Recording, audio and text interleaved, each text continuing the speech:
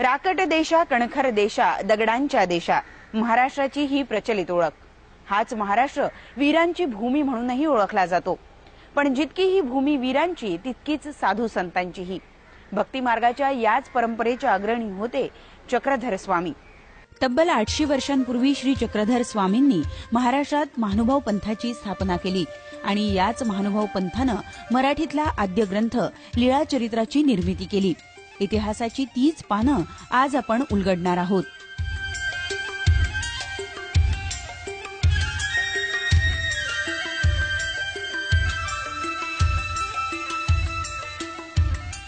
महानुभाव पंथीयांनी मराठीला धर्मभाषेचा बहुमान दिला आणि मग विदर्भात 13व्या शतकाच्या उत्तरार्धात मराठी लिहिण्याची सुरुवात झाली। मराठीवर इतकं प्रेम करणाऱ्या चक्रधर स्वामींचा जन्म मात्र गुजरातच्या भडोचमध्ये झाला होता। त्यावेळी भडोचचा राजा मल्लदेवाच्या मृत्यूनंतर तिथला राज्यकारभार प्रधान विशाळदेवांच्या हाती आला।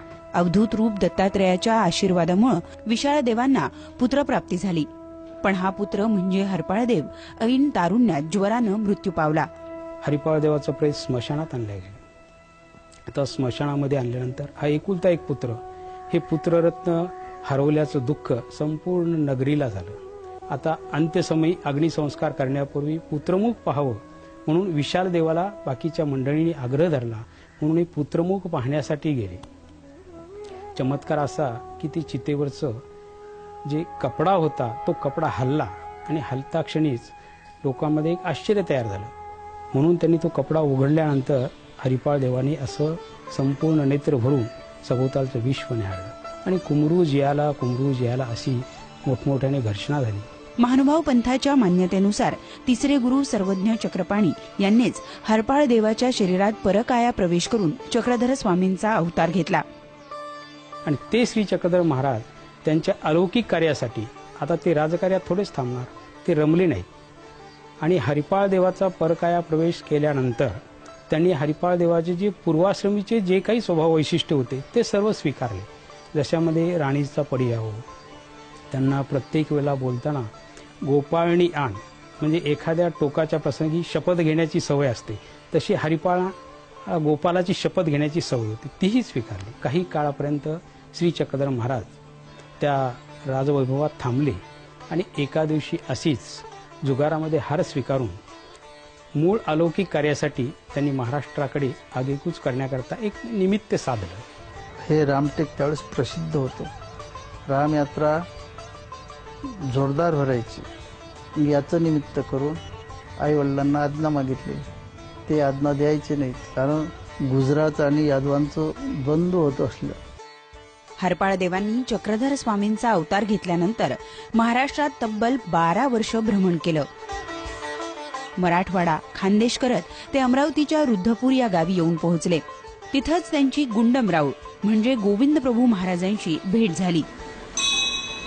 गोविंद प्रभू हे परब्रह्म परमेश्वर अवतार होते। अनंत नायक नावाचे ब्राह्मण कानव शाखेचे ब्राह्मण राहायचे आणि त्यांची पत्नी नेमाईसा त्यांच्या उदरी 850 वर्षापूर्वी श्री गोविंद प्रभूंनी अवतार घेतला।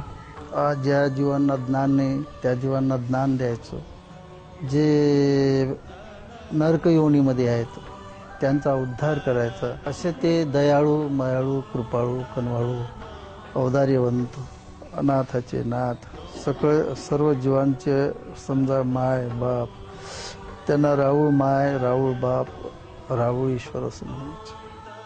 महानुभाव पंथात पंचकृष्णांची भक्ती केली जाते। सर्वज्ञ श्रीकृष्ण चक्रवर्ती, सर्वज्ञ अवधूत दत्तात्रय स्वामी, सर्वज्ञ द्वारावती चांगदेव राव, सर्वज्ञ गुंडमराव आणि 5वे सर्वज्ञ चक्रधर स्वामी म्हणजेच गुंडमराव यांचे शिष्य। परमेश्वर परमेश्वरालाच ओळखतो, जीवाला तर काही परमेश्वराची एकदम ओळखू शकत नाही।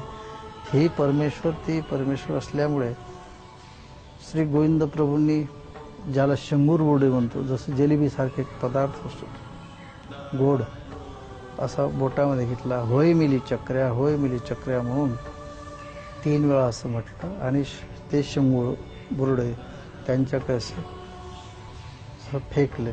तर त्यांनी वरच्यावर झलून जय जयकार करून शिरसावंदे करून ते ग्रहण केलं, त्याद्वारे ते एक निमित्त झालं.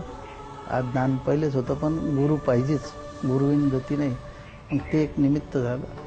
तर त्या शंभर बुड्याला निमित्त करून त्यांना ज्ञान शक्ती प्रदान केली आणि ज्ञान शक्ती स्वीकार केली.